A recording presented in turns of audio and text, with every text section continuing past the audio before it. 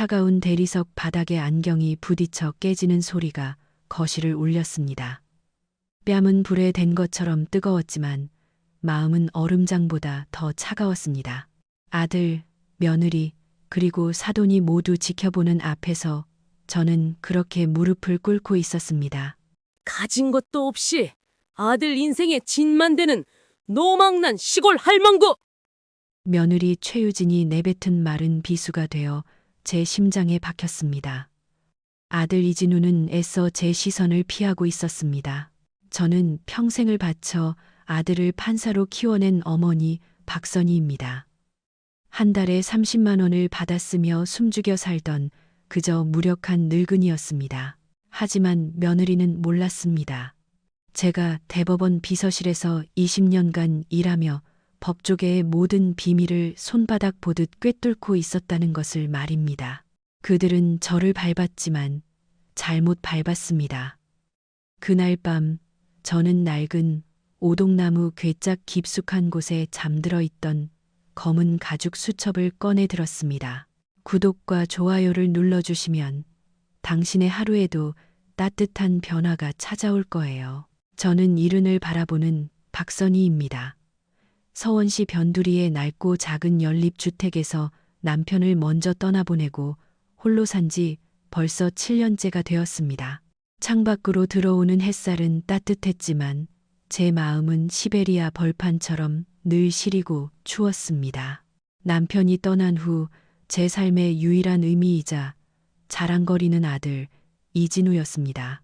평생 시장에서 악착같이 돈을 모아 남편과 제가 이룬 유일한 성과는 아들을 번듯하게 키워낸 것이었습니다. 진우는 어릴 적부터 명석했고 저희 부부의 기대를 저버리지 않고 사법고시에 합격해 당당히 판사가 되었습니다. 아들이 법복을 입고 임관하던 날 저는 세상을 다 가진 듯 행복했습니다. 하지만 그 행복은 아들이 거대 로펌 태산의 외동딸 최유진 변호사와 결혼하면서 산산조각 나기 시작했습니다. 처음 며느리 유진이를 만났을 때는 참으로 곱고 예의 바르며 교양 있는 아이라 생각했습니다. 재벌가 출신이라 거만할 법도 한데 늙은 시어머니에게 깍듯하게 대하는 모습에 아들보다 더 마음이 갔습니다. 하지만 그 모든 것은 제 착각이었습니다. 결혼식이 끝나고 가면을 벗은 며느리의 본 모습은 차갑고 잔인했습니다. 며느리는 자신의 친정 부모님께는 매달 수백만 원의 용돈과 최고급 건강 보조식품을 상자째 보내면서 저에게는 봉투 하나를 툭 던져 주었습니다. 그 안에는 겨우 30만 원이 들어 있었습니다. 병원비와 약값을 내고 나면 손에 쥐어지는 것 하나 없는 돈이었습니다. 어머니, 요즘 경기가 어려워서요. 그리고 어머니는 혼자시잖아요. 그렇게 말하는 며느리의 표정에서는 일말의 미안함도 찾아볼 수 없었습니다. 돈보다 저를 더 비참하게 만든 것은 하나뿐인 손주 민준이조차 마음대로 볼 수 없게 만든 것이었습니다. 어머니, 민준이 스케줄이 꽉 차 있어서요. 방문하시려면 꼭 일주일 전에 비서실 통해서 약속 잡아주세요. 손주를 보는데 비서의 결재를 받아야 하는 신세가 되었습니다. 제 아들 진우는 그 모든 것을 알면서도 묵인했습니다. 아니, 묵인하는 정도가 아니라 아내의 꼭두각시가 되어 저를 외면했습니다. 그날도 용기를 내어 손주 목소리라도 듣고 싶어 며느리에게 전화를 걸었습니다. 며느리는 늘 그렇듯 차갑고 사무적인 목소리로 지금 바쁘니 나중에 연락드릴게요. 하고 전화를 끊었습니다. 그런데 그 순간 전화가 완전히 끊기지 않았던 모양입니다.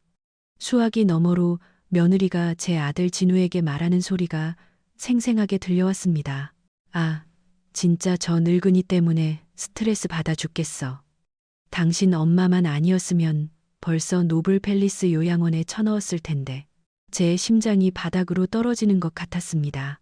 이어서 들려온 아들의 대답은 저를 더욱 절망하게 만들었습니다. 유진아, 그래도 우리 엄마인데. 시끄러워. 당신이 지금 그 자리에 앉아 있는 게 다 누구 덕인데? 우리 아빠 아니었으면 당신 아직도 지방 법원이나 전전하고 있었을 거 알아? 아들은 더 이상 아무런 대꾸도 하지 못했습니다. 제가 평생을 바쳐 이룬 자랑스러운 아들은 그저 아내의 권력에 기생하는 무기력한 남편일 뿐이었습니다. 저는 수화기를 내려놓고 한참을 울었습니다. 뼈가 시리도록 서러웠습니다. 그날의 전화 통화 이후 며칠이 지났습니다. 저는 지옥 같은 절망감 속에서 하루하루를 버티고 있었습니다. 그러던 어느 날 며느리 최유진에게서 뜻밖의 전화가 걸려왔습니다.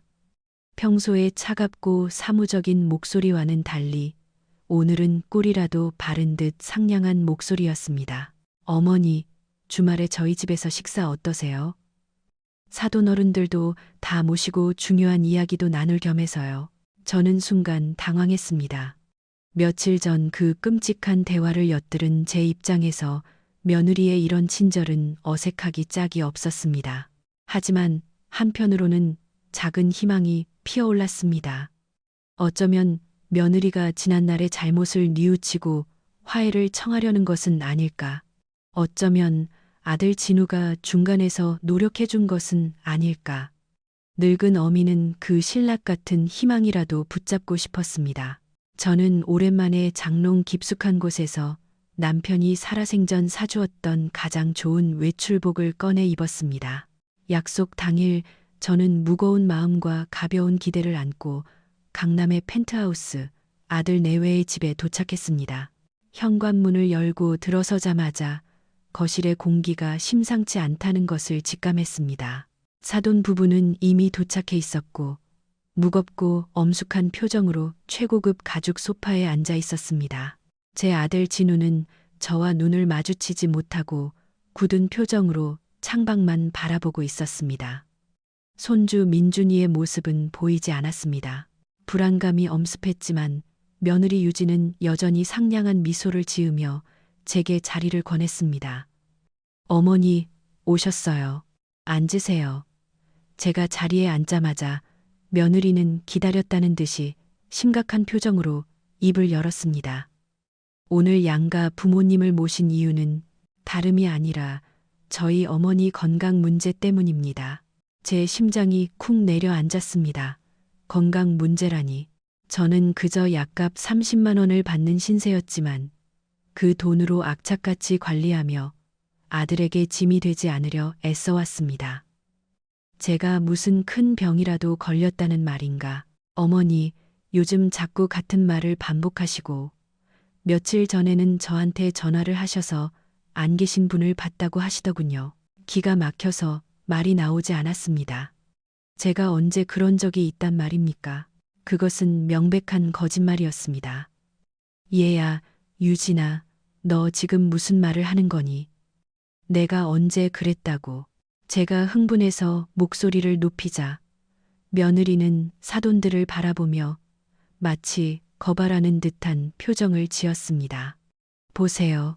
이렇게 갑자기 감정을 주체하지 못하시고 흥분하시는 것도 전형적인 초기 증상이라고 합니다. 제가 아는 전문의께 여쭤보니 초기 치매 증상일 수 있다고요. 사돈 부부가 고개를 끄덕이며 거들었습니다. 아이고 사부인, 그러시면 큰일이죠. 요즘 세상이 얼마나 험한데 전문 시설에서 제대로 관리를 받으셔야죠. 그제야 저는 며느리의 의도를 파악했습니다. 저를 정신병자로 치매 환자로 몰아세우려는 것이었습니다. 이게 무슨 짓들이야. 너희들 다 짜고 치는 거지. 멀쩡한 사람을 치매 환자로 만들다니. 제가 억울함에 소리를 지르자 며느리 유진이 제게 성큼성큼 다가왔습니다.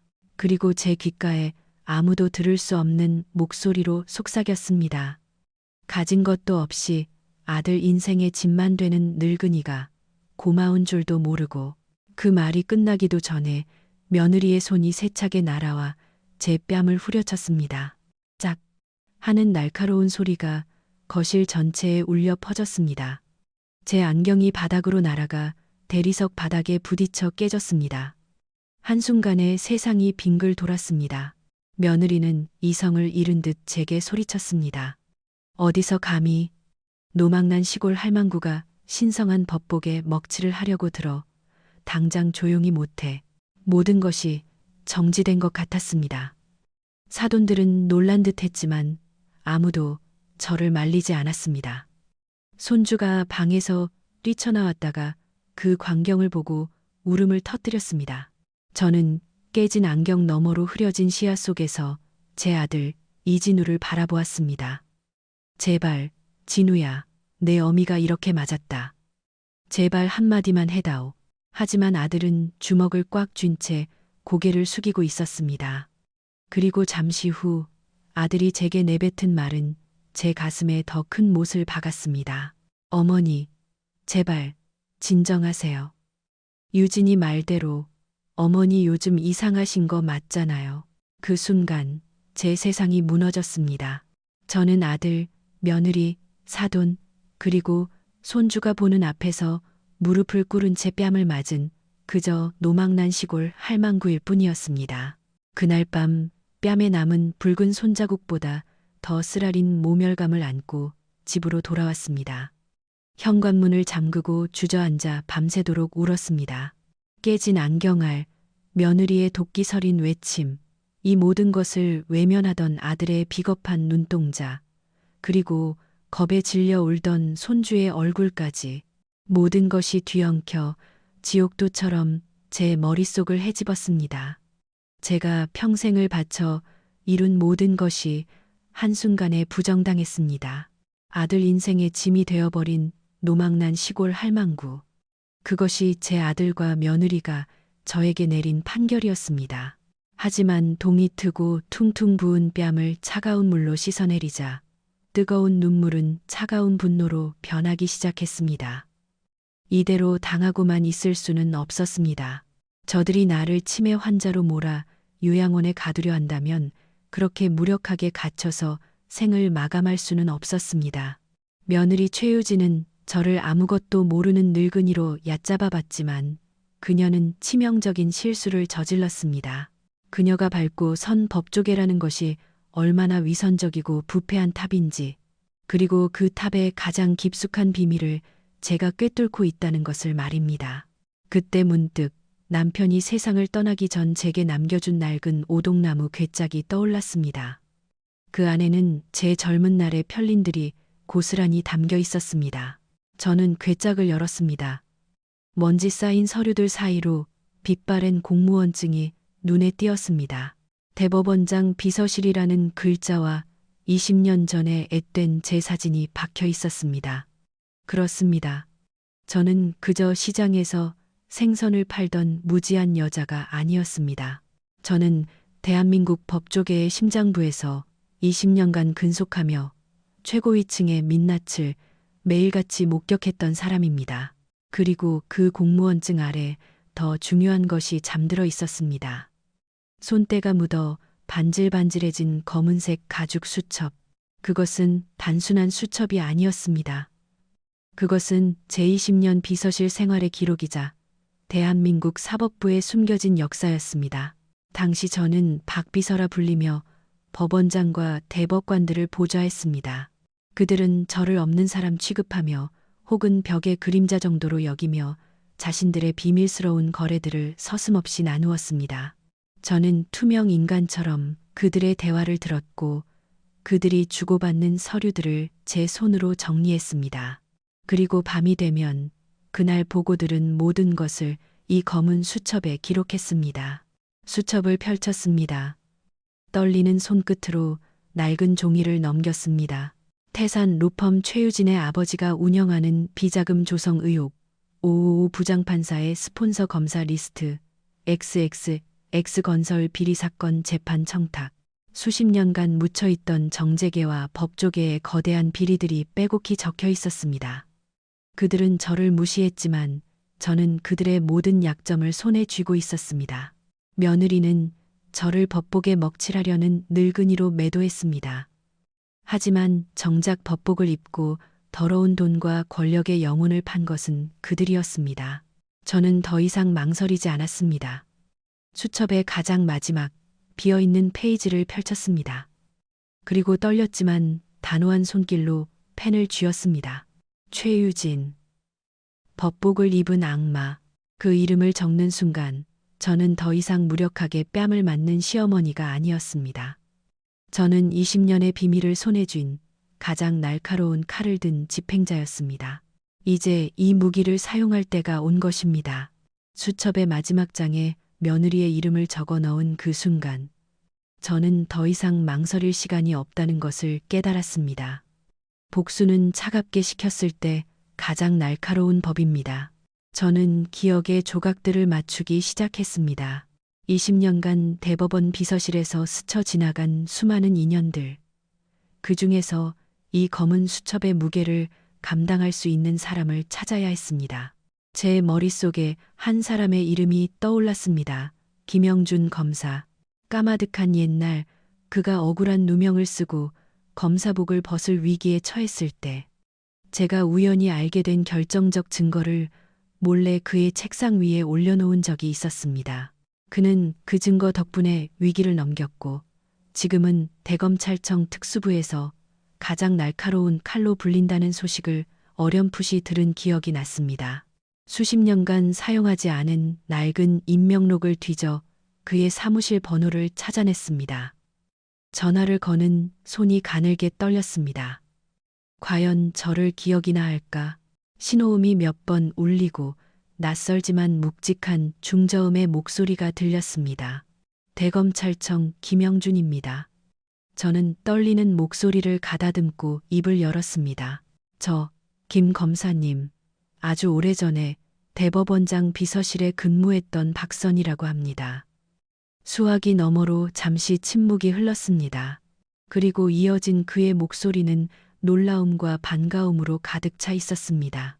박 여사님, 박선희 여사님 맞으십니까? 세상에, 이게 얼마만입니까? 그는 저를 잊지 않고 있었습니다. 그날 저녁, 저는 김 검사와 약속한 조용한 한정식 집의 밀실에서 마주 앉았습니다.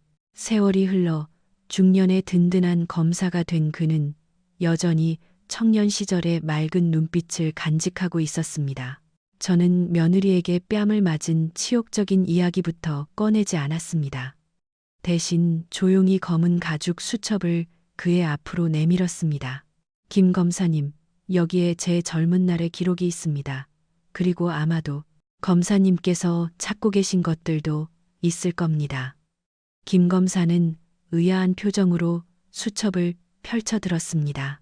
첫 장을 넘기는 그의 눈빛은 가벼운 호기심이었지만 장을 넘길수록 그의 표정은 굳어졌고 눈빛은 얼음장처럼 차가워졌습니다.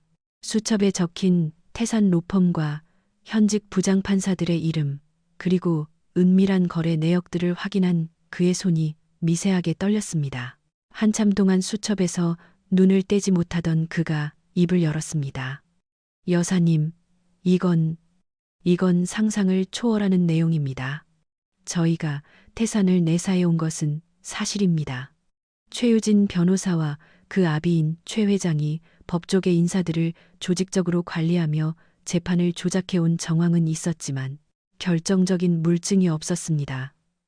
그는 최근 자신들이 맡았던 한 대기업 비리 사건에서 명백한 증거에도 불구하고 태산이 변호를 맡은 피고인이 무죄 판결을 받은 일을 언급했습니다.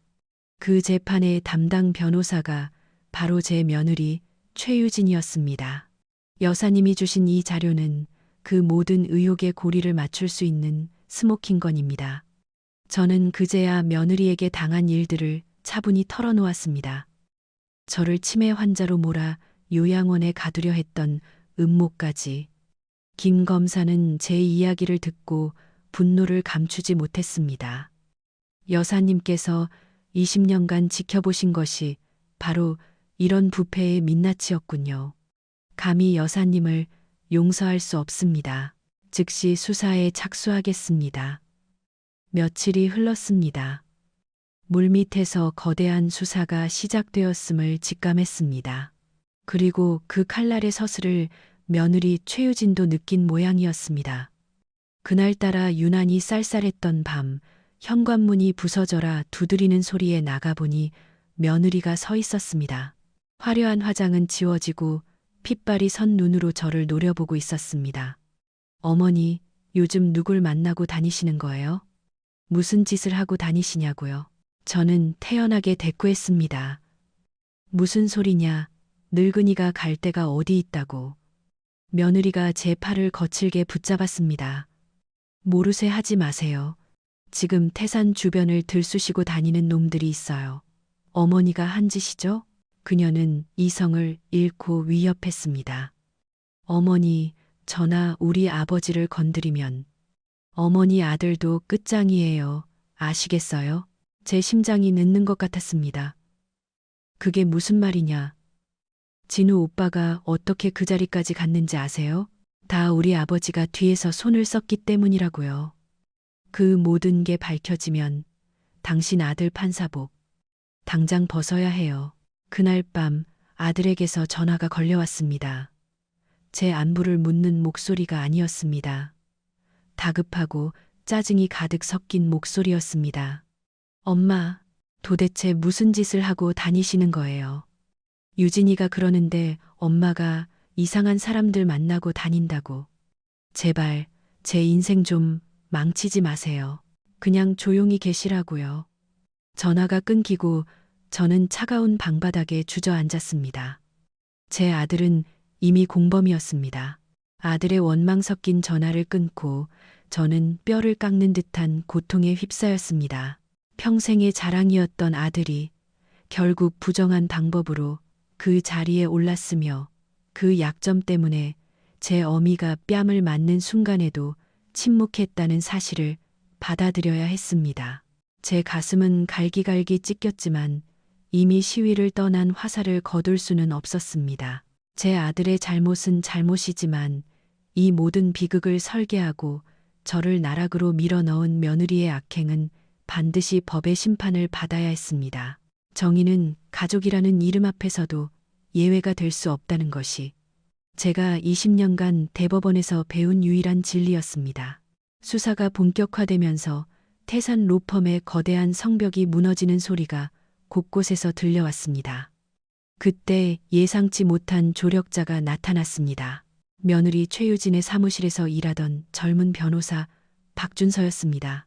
그는 밤늦은 시간 모자를 깊게 눌러 쓴 채 약속 장소로 나온 저에게 두꺼운 서류 봉투 하나를 내밀었습니다. 박선희 여사님, 저도 최 변호사 밑에서 일했지만 이건 정말 아니라고 생각했습니다. 그의 목소리는 두려움과 죄책감으로 떨리고 있었습니다. 봉투 안에는 태산의 내부 회계 장부 사본과 함께 작은 USB 하나가 들어 있었습니다. 이 안에는 최 변호사가 여사님께 했던 모든 일을 증명할 녹음 파일이 들어 있습니다. 저는 집으로 돌아와 떨리는 손으로 USB를 컴퓨터에 연결했습니다. 그 안에는 제가 상상했던 것보다 더 끔찍한 진실이 담겨 있었습니다. 며느리가 자신의 비서에게 저를 치매 환자로 만들기 위해 의사와 짜고 진단서를 조작하라고 지시하는 내용, 그리고 제 아들 이진우를 협박하는 목소리가 고스란히 담겨 있었습니다. 진우 씨, 내 말 똑똑히 들어. 당신이 지금 그 자리에 앉아 있는 게 누구 덕분인지 잊었어? 우리 아빠가 당신 판사 만들려고 무슨 짓까지 했는지 다 까발려줄까? 당신 엄마 하나 입 다물게 못하면 당신이랑 나랑 그리고 당신 엄마까지 다 같이 죽는 거야. 아들은 나약했지만 아기는 아니었습니다. 아들은 며느리의 소나귀에서 벗어날 수 없는 피해자이기도 했습니다. 저는 즉시 이 모든 증거를 김영준 검사에게 넘겼습니다. 김 검사는 이 녹음 파일을 듣고 이것이 최유진의 발목을 완전히 잡을 수 있는 결정적 증거임을 확신했습니다. 재판이 시작되었습니다. 법정은 방청객들로 가득 찼습니다. 피고인석에는 한때 대한민국 법조계를 주름잡던 태산의 최 회장과 그 옆에는 여전히 오만함을 거두지 못한 며느리 최유진이 앉아 있었습니다. 저는 증인석에 섰습니다. 검사가 물었습니다. 증인, 피고인 최유진은 증인과 어떤 관계입니까? 저는 담담하게 대답했습니다. 제 며느리입니다. 저는 그날의 치욕을, 뺨을 맞았던 순간의 모멸감을, 저를 정신병원에 가두려 했던 음모를 낱낱이 증언했습니다. 최유진의 변호인은 저를 노망난 늙은이의 망상으로 몰아가려 했습니다. 증인, 그 모든 주장을 뒷받침할 증거가 있습니까? 그때 검사가 준비한 녹음 파일을 재생했습니다. 법정 전체가 숨을 죽였습니다. 어디서 감히 노망난 시골 할망구가 신성한 법복에 먹칠을 하려고 들어. 자신의 목소리가 법정에 울려 퍼지자 최유진의 얼굴이 백지장처럼 하얘졌습니다. 이어 그녀가 아들을 협박하던 녹음 내용이 공개되자 방청석에서는 탄식이 터져 나왔습니다. 모든 것이 명백해졌습니다. 검사의 최종 논고가 이어졌습니다. 피고인 최유진은 법조인으로서의 윤리를 저버리고 법을 농락했으며 특히 자신의 시어머니를 치매 환자로 몰아 사회적으로 매장시키려 한 행위는 용서받을 수 없는 패륜입니다. 엄벌에 처해 주십시오. 판결 선고일. 재판장은 피고인 최유진에게 징역 15년을 선고했습니다. 뇌물수수, 재판 조작, 증거인멸, 그리고 노인학대 및 존속 폭행 혐의까지 모두 유죄로 인정되었습니다. 그녀의 아버지 최 회장 역시 징역 7년을 선고받고 법정 구속되었습니다. 한때 철옹성 같았던 태산 로펌은 그렇게 하루아침에 무너져 내렸습니다. 저는 수갑을 차고 끌려나가는 며느리의 마지막 모습을 담담히 지켜보았습니다. 그녀는 저를 향해 도끼 어린 눈빛을 쏘아보았지만 저는 시선을 피하지 않았습니다. 이것은 복수가 아니라 그저 모든 것을 제자리로 돌려놓는 정의일 뿐이었습니다. 제6부 새로운 시작과 남겨진 질문. 모든 폭풍이 지나가고 며느리 최유진이 법의 심판을 받은 지 며칠이 흘렀습니다. 저는 오랜만에 깊은 잠을 잤습니다. 뺨을 맞았던 그날 밤 이후 처음으로 악몽을 꾸지 않은 아침이었습니다. 그날 오후 아들 진우가 저를 찾아왔습니다. 재판이 끝난 후 처음이었습니다. 아들의 얼굴은 반쪽이 되어 있었지만 그동안 아들의 얼굴을 뒤덮고 있던 거짓과 불안, 오만함은 사라지고 없었습니다. 아들의 손에는 하얀 봉투가 들려 있었습니다. 엄마, 아들은 제 앞에 서서 한참을 망설이다가 그대로 제 앞에 무릎을 꿇었습니다. 그리고 그 하얀 봉투를 제 무릎 위에 올려놓았습니다. 사직서였습니다. 엄마, 정말 죄송합니다. 아들은 바닥에 엎드려 어린아이처럼 울기 시작했습니다. 제가 너무 나약했습니다. 유진이의 협박이 무서워서, 제가 이룬 모든 것을 잃을까봐 두려워서 엄마를 지키지 못했습니다. 아들의 울음에는 진심 어린 후회와 참회가 담겨 있었습니다. 비록 협박에 의한 피해자라는 사실이 참작되긴 했지만 아들은 스스로 부정한 방법으로 얻은 자리를 지키기 위해 어미의 고통을 외면했던 자신을 용서할 수 없었던 것입니다. 저는 조용히 아들의 어깨를 감싸 안았습니다.